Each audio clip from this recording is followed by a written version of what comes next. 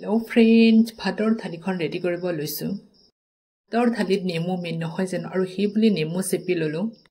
ভাতৰ থালিখনত নেমু নাথালে কিবা অসৌন্দৰ্য যেন দেখা যায় নহয় যেন আৰু সেই বুলি নেমু আছে।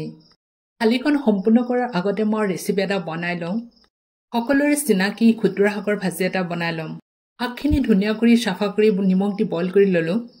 বইল হৈ অখাত বেলেগ এটা কেৰাহী পাতি তেল গৰম হৈ অখাত কাটি দিলো নহৰু, কাটি দিলো পিয়াজ। শাকখিনি সোৱাদ আনিবলৈ পিয়াজ আৰু নহৰুৱে নিজৰ ৰং হলনি কৰি দিলে, তাৰ মানে গোল্ডেন কালাৰ হ'ল আৰু তাতে মই বইল শাকখিনি দি দিলোঁ। শাকখিনি বাৰু নিজৰ ওপৰত আছিলে, অলপ সৌন্দৰ্য আহিবৰ কাৰণে পিয়াজ আৰু নহৰুৱে যেতিয়া আঁকোৱালি ল'ব তেতিয়া শাক ভাজি হৈ যাব। আৰু শাক ভাজিৰ লগত শুকান জলকীয়া নাথাকিব সেইটোতো হ'বই নোৱাৰে আৰু সেই বুলি শুকান জলকীয়া ভাজি ল'লোঁ। ভাতৰ থালিখনত এতিয়াহে পূৰ্ণ হ'ব।